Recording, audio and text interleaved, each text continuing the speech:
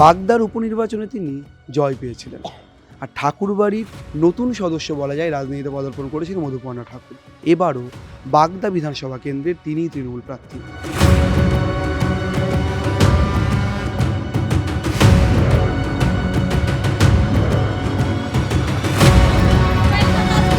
ঠাকুরবাড়ি নিয়ে রাজনীতি, মারামারি, ঝামেলা, আক্রমণ,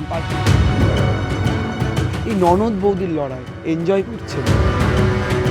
হিংসা, সন্ত্রাস, ঝামেলা, তোলাবাজি এই সমস্ত জিনিসপত্রের সম্ভাবনা অনেক বেশি থাকে। 1.5 বছরে কিছু করতে পারিনি, সময় খুব কম পেয়েছি। কোথাও গিয়ে কোথাও একটা ভয়, ভীতি, একটা অন্যরকম বিষয়ে কাজ করে। জিরো ছিলাম, কিছুই বুঝতাম না। ওদের নাম কাটা নিয়ে প্রশ্ন উঠছে, আপনি কি মতুয়াদের নিয়ে কোনো স্পেশাল কিছু ভাবছেন? প্রথম প্রশ্ন, আপনি একদম ছোট বয়সে ছোট, কিভাবে ট্যাকল করছেন পুরো বিষয়টাকে? রাজনীতিতে অত্যন্ত কাদা ছোড়াছড়ি হয়, ব্যক্তিগত আক্রমণ হয়, কিভাবে সামলাচ্ছেন সব? সর্বপ্রথমেই বলবো যে মানুষের ভালোবাসা এতটা পাচ্ছি, মানে ডে 1 থেকে বলবো উপনির্বাচনে জয়লাভ করেছিলাম। ডে 1 থেকে সাধারণ মানুষের, যারা তৃণমূল কংগ্রেসের কর্মীরা আছে, তাদের অনেক সাপোর্ট পাচ্ছি। প্রত্যেকটা মানুষ যারা আছে, সাধারণ মানুষ, প্রত্যেকটা মানুষই আমাকে সাপোর্ট করে, হেল্প করে। যদি আমি ভুল হয়ে যাচ্ছি, সেখানে ওনারাই আমাকে বুঝিয়ে নেয়, সব কিছু মানে আমাকে বুঝিয়ে নেয়। সেখান থেকে আমি অনেক এগিয়ে আছি, মানে কাজের দিক দেখে কি সাধারণ মানুষের অনেক সাপোর্ট। মধুপর্ণা, বাগদা বিধানসভা বিস্তীর্ণ অঞ্চল, একাধিক পঞ্চায়েত রয়েছে, প্রায় 3 লক্ষের কাছাকাছি ভোটার।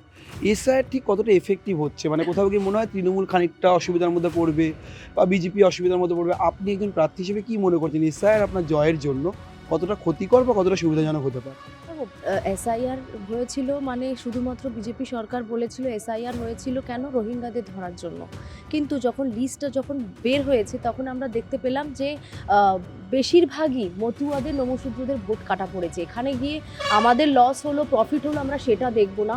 যেহেতু আমিও মতুয়া ধর্মের একটি মেয়ে, ঠাকুরবাড়ির মেয়ে, সেই হিসেবে বলবো যে বিজেপি করে, যে মতুয়া বিজেপি করে, যে মতুয়া তৃণমূল করে, যে কংগ্রেস করে, আমার সকলের জন্য আমি দুঃখিত যে প্রত্যেকটা মানুষের কিভাবে লস হয়েছে।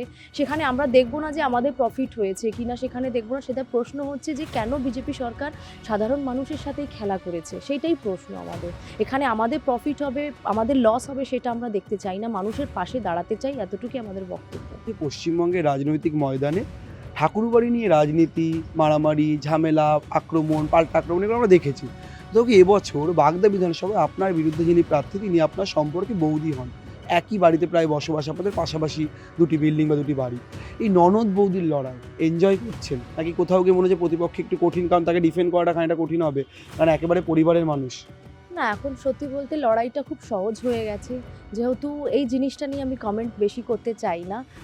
আমার শুধু একমাত্র কাজ হচ্ছে মানুষের পাশে দাঁড়াবার জন্য। আমি প্রচারে খুব ব্যস্ত আছি, কিভাবে মানুষের পাশে দাঁড়াবো। যেহেতু আমি 1.5 বছরের বিধায়ক ছিলাম, বিজেপি প্রার্থী কি হলো কে হলো না আমার দেখে কোনো লাভ নেই। প্রচারে একবারে ঝড় তুলছেন, তিনি আপনাদের বিরুদ্ধে ডিফেন্ড করছেন, তো আপনি তো প্রার্থী হিসেবে আপনাকেও ডিফেন্ড করতে হবে।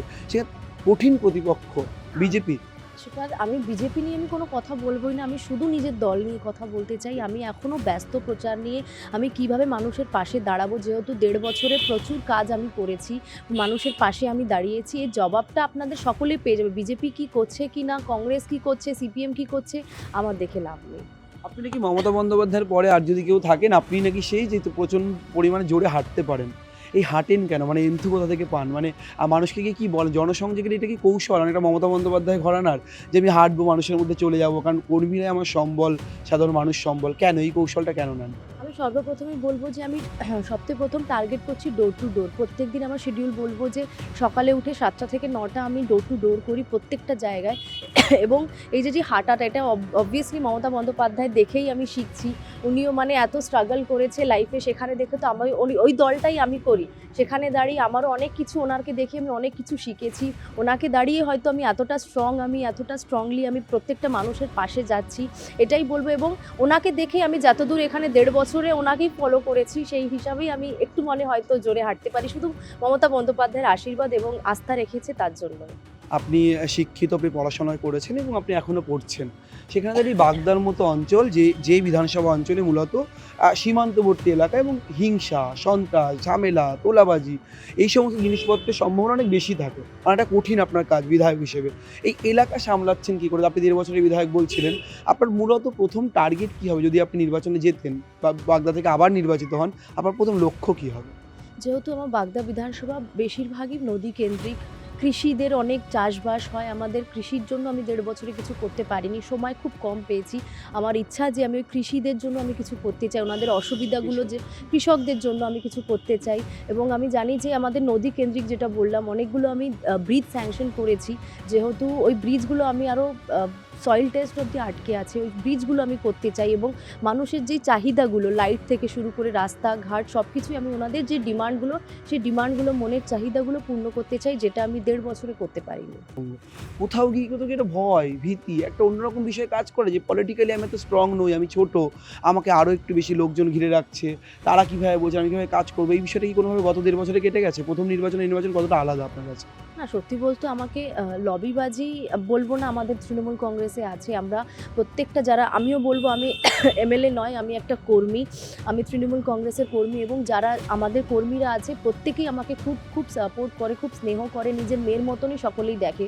আমিও সকলকে বলে দিয়েছি, আমি সব জায়গায় একই কথা বলি, আপনাদেরই ঘরের মেয়ে আমি, আমার যদি কোনো ভুল হয়ে যায়, ত্রুটি হয়ে যায়, আমাকে বুঝিয়ে নেবেন। এই জিনিসটা ১.৫ বছরে আমি অনেক সেখান থেকে কাজটা আমি খুব ভালো করে বুঝতে পেরেছি। এবং আগামী দিনেও আমি বলতে পারি সিচুয়েশন মানুষকে সব কিছু শিখিয়ে দেয়। তো সেখানে দাঁড়িয়ে ১.৫ বছরে হয়তো আমি একদম জিরো ছিলাম, কিছুই বুঝতাম না। ১.৫ বছরে অনেকটা বুঝেছি, সিচুয়েশন অনেকটা আমাকে স্ট্রং করে দিয়েছে, এবং শুধু জয়ের অপেক্ষা। শুধু ৪র্থ মেতে আপনারা সকলেই জেনে যাবেন যে আমি আবার বিধায়ক হচ্ছি এবং মানুষের পাশে আবার দাঁড়াচ্ছি। আচ্ছা, আপনি কি মতুয়াদের নিয়ে কোনো স্পেশাল কিছু ভাবছেন যে তাদের এসআইআর যে নামগুলো কাটা গেছে, অনেকে ট্রাইব্যুনালের দ্বারস্থ হবে, তাদের পাশে দাঁড়ানোর জন্য, যেহেতু আপনি তাদের সম্প্রদায়ের প্রতিনিধি, তাদের অনেক বিশ্বাস রয়েছে আপনাদের উপরে, কিছু ভাবছেন? অবশ্যই, যেহেতু অল ইন্ডিয়া মতুয়া মহাসংঘের পক্ষ থেকে আমার মা মমতা ঠাকুর রাজ্যসভা সাংসদ এবং সংঘাধিপতি অল ইন্ডিয়া মতুয়া মহাসংঘের ধর্নাও পর্যন্ত রেখেছিল ঠাকুর বাড়িতে, যে এই যে বৈধ মানে ভোটার্সদেরও নাম কাটা পড়েছে, অনেকেরই আছে, ডকুমেন্টস আছে, তা সত্ত্বেও কিন্তু ভোট কাটা পড়েছে। আমাদের ডিমান্ড হচ্ছে নিঃস্বার্থ নাগরিকত্ব। আমাদের এত স্বার্থ দিয়ে কেন আমাদের আজকে ভোট কাটা পড়েছে, সেখানেই আমাদের কোয়েশ্চেন। এবং বলবো হ্যাঁ, প্রত্যেকটা মুহূর্তে যেভাবে মুখ্যমন্ত্রী আমাদের সাপোর্ট করেছে, আমরা জানি ঠাকুর বাড়িতে অনেক কাজ করেছে, উন্নয়নমূলক অনেক কাজ, রাস্তাঘাট, লাইট, কামনা সাগরের পুকুরের ঘাটটা বাদিয়ে দিয়েছে। এবং আমরা যারা মতুয়া সমাজের মানুষ আছি, মতুয়া কমিউনিটির মানুষরা আছি, আমরা পুরোপুরি মুখ্যমন্ত্রীর উপরে ভরসা রাখি, যে আস্থা রাখি উনি আমাদের মতুয়াদের জন্য ভালো কিছু করবে এবং করেছে, যে আমরা সুস্থভাবে ভালোভাবে যেন বাংলার বুকে থাকতে পারি। মধুপর্ণা চটপটে, তিনি প্রচণ্ড জোরে হাঁটেন, কিন্তু এখন দেখার ৪ঠা মে ইভিএম বাক্স খোলার পর তার এই হাঁটা, জনসংযোগ, মতুয়া সম্প্রদায়ের ভোট সব কিছু মিলেমিশে বাগদার মানুষ তার মুখে সত্যি সত্যি হাসি ফোটাতে পারেন কিনা। ক্যামেরায় সুমনের সঙ্গে রমেন দাস, সংবাদ প্রতিদিন.in।